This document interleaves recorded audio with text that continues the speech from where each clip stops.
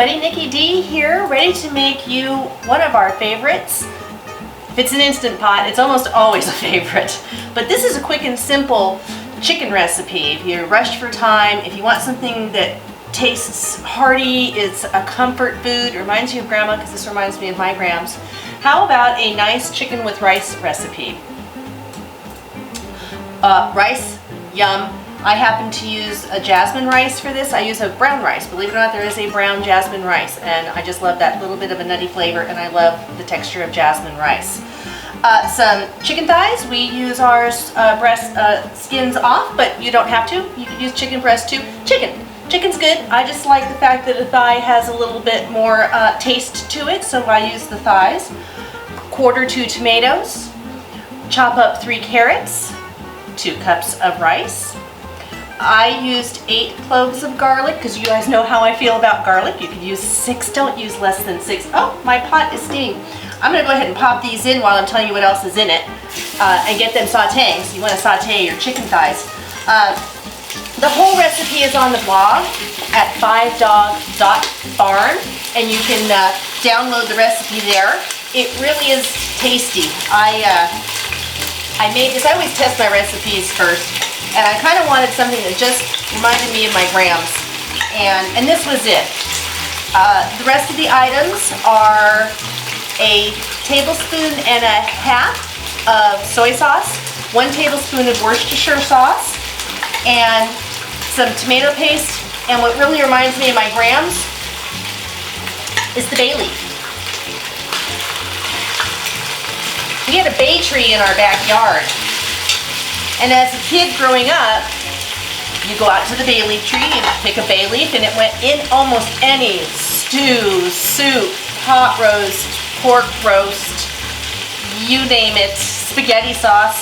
I don't even think I can make spaghetti sauce without bay in it. And it was just a staple. And not a whole lot of people seem to use it. You know, I don't know why, but it just seems to be one of those things that a lot of people don't use. So I love bay leaf. Put it in. If you don't have it, that's okay. Don't worry about it. So I'll tell you what I'm going to do here. I'm going to go ahead and get this chicken all sauteed up. I'm going to come back. I'm not going to make you sit through all this because it takes a little bit. And when we come back, I will go ahead and put the other ingredients in. One note, when you go to flip your chicken, salt and pepper it a little bit. Okay? So I'm going to slice up this onion. We'll be right back.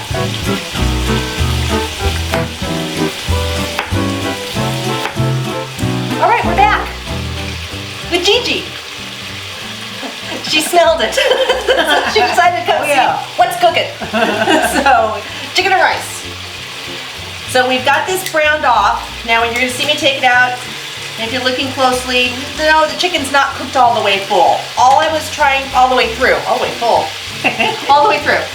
because the pressure cooker is going to take care of that. We just wanted to get a nice brown on it. Now we're going to get the thighs out of here, and then we're going to get our shirt dirty.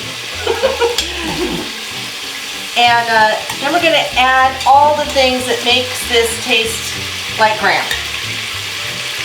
We are, as I said before, a big garlic family. I think that came from Graham. Oh yeah, absolutely. There's barely anything she didn't cook with Both garlic. sides of our family. Garlic was an ingredient in just about everything. If they made in particular more things for bay leaves. Certainly. Your grandma always, when she made rice pudding, put the bay leaves in it. That's right. Baked it in the oven. It's just such a I forgot about that. She did, and I haven't done that. And thank you, Mom. I will do that. I appreciate it. All right, so what are we going to do next? We want to go ahead and toss in that sliced onion that I was talking about. 1 onion. Give that a little stir around. So what we're doing is we're picking up all of that lovely brown goodness. The best part, I think, of any meal. I'll tell you what, if I could, I'd brown everything, give everybody else the protein, grab a piece of bread, and just have the gravy with all of the glazing and everything, because that's my favorite part. I just love that. But bread and I don't get along, so I don't do that. All right, so we're still in saute mode. We're sauteing the onions, and they're starting to pick up that yummy goodness down here, so we'll do this a little bit longer. Graham cooked for our family. My grandmother lived with us, my mom's mom, and she cooked for our family for years. Oh yeah, at least 25 years. I grew up by her side learning how to make all kinds of yummy things, and she's the one person I know that can make a fruitcake taste good. Yeah. Which I actually figured out how to recreate her fruitcake. Lots of brandy. That was it. I remember as a kid I got to be in charge of kneading the dough, and she kept pouring the stuff in. So yeah, she used brandy, I used bourbon, potato. Okay, so you're gonna put your 6 to 8 cloves of garlic in and kind of get the aromatics out of your garlic. There we go. The other thing we're going to want to do is put in our tomato paste. Now, it's a tablespoon. My tomato paste looks a little weird. I'll tell you why. What I did when I first tried out this recipe to see what I liked and what I didn't like, and there wasn't much I didn't like, was I threw the tomato paste in the freezer in the whole can, thinking, oh, we're going to make a spaghetti sauce real soon, no big deal. Not so much, and I ended up not wanting to open another can of tomato paste, so I scraped out a tablespoon. Don't do what I did. Take your tomato paste out of the can, put it in an ice cube tray, that's about a tablespoon, freeze it, pop it out, and you're not going to be doing what Nikki D did by tomato paste carving, because that was just silly. So, there's my story on tomato paste. So kind of get that going in the pan too. All right. Then, what you're going to want to do is take a half a cup, you don't have to. Take a half a cup, you can do chicken stock, and when I say you don't have to, I use white wine, in this case white vermouth, because again, Graham's always cooked with wine. So that's something our family does. You could use a half a cup of chicken stock, that's fine. But you want to deglaze, so in goes the white vermouth, white wine, or chicken stock, whatever you prefer. So now we're going to do a real good elbow grease job on getting the rest of all that yumminess out of there. It smells so good. Doesn't that just, oh, it just takes me right back. What time is it? Takes me right, yeah. It's not time to eat yet, but it's getting close. Thank goodness for the Instant Pot, it makes it quick. You know, something like this would have simmered for quite some time, or on the stove top. In this case, doing it all in one pot and pressure cooking it, it's going to be done in about a half an hour between the cooking time of only 7 minutes and the 12-minute natural release. We're good. So I'm going to throw in my tasty backgrounds, my soy sauce and Worcestershire sauce.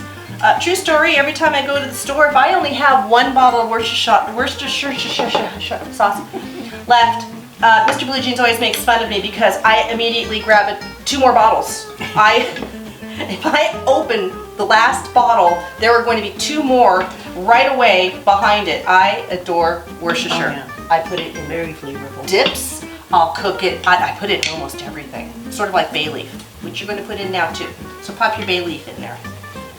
Okay, so we're going to let that cook down a little bit. We've got our deglazing going on. We got all the yummies picked up.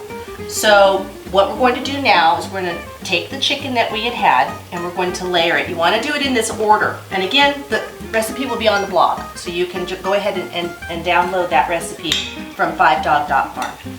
So layer your chicken back on the bottom. Rice recipes with the Instant Pot are sometimes a little tricky. I have had that nasty 4-letter word crop up in my life with the Instant Pot. The word is burn. I don't like that word because burn usually means inedible, although I've been able to save it a couple of times, and it means a waste of food. 2 things I don't like. So make absolutely sure you use all of the liquids in any Instant Pot recipe that has rice in it. It's really important. It's usually a 1-to-1 ratio with rice. 1 cup rice, 1 cup liquid, 2 cups rice, 2 cup liquid. It's easy to remember. For some reason I had made a recipe one time and I put 1 cup of rice and I put about 4 cups of liquid. I do not know what happened. It still burnt. I got very upset. It was really, really a mess. So I am putting in 1.5 cups of chicken stock on top of the half cup of wine that I put in. So that's going in. My saute has just turned off. which is fine because we're not going to be sauteing this anyway. So there we go. And then you're going to want to go ahead and put your carrots in. Layer those there, your 3 carrots. Geez. Let's hit cancel. Didn't want to cancel, go figure. So, okay, so we've got our carrots in. Let's go ahead and put in our rice.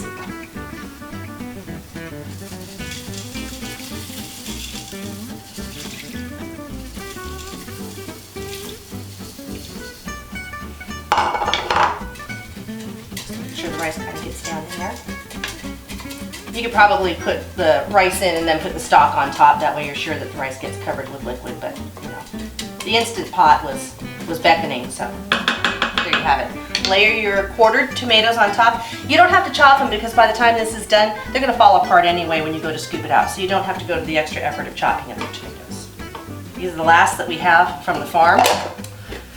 It's getting cold out there. Tomato time is almost done. The green onions are for sprinkling on top when we're finished. Put in, if you have some basil, if you have oregano, if you want to put in both, if you want to put in neither. I have a little oregano, bless you. I am out of basil, so we're going to put that in. And then what you're going to want to do is cover your top, set it, seal, set it for pressure cooking on high for 7 minutes. And then you want to do a natural release for 12, which means you do not do a quick release by opening the pressure valve. You leave it just as is. Set your timer for 12 minutes after you have finished your pressure cooking. And then after 12 minutes, you can go ahead and release and then open it up and see some yummy goodness that we're going to do when we come back. You still hungry? Yeah? Okay, good. So our chicken, Grandma's chicken with rice is finished. Smelling good. Yummy. Oh yes. So you can see, no burn sign. Delicious. So what you want to do is kind of just fluff it up a little bit. Get that rice and everything mixed in. This is where your tomatoes kind of fall apart, really. And if you like more tomato, put in more tomato. If you like more carrots, put in more carrots. It's not a problem, you can do that.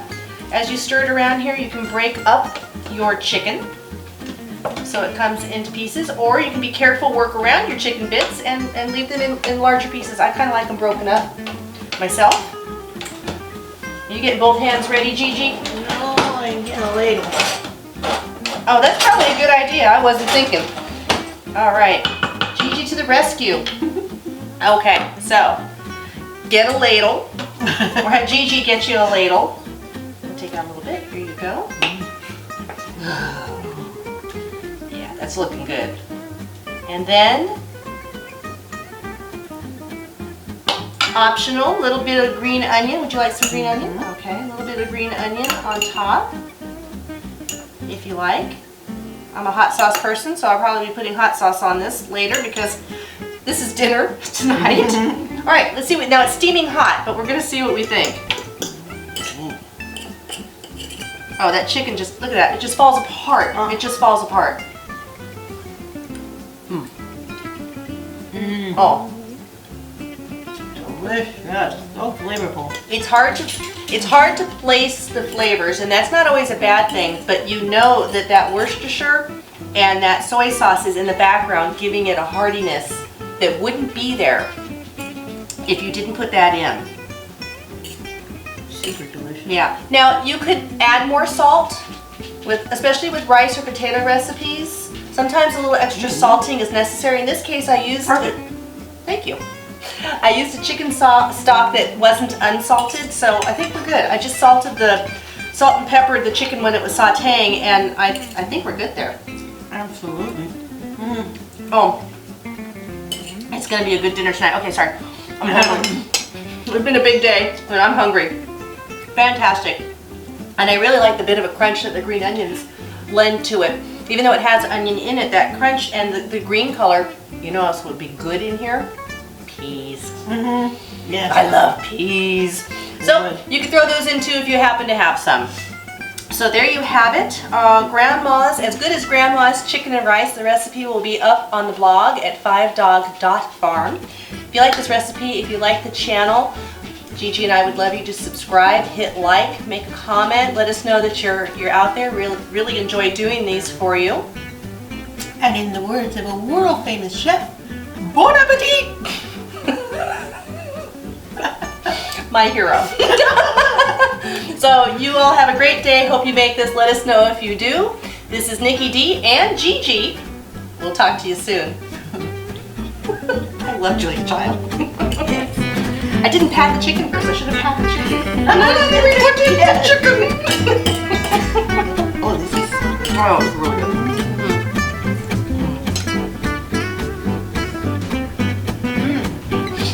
Absolutely perfect.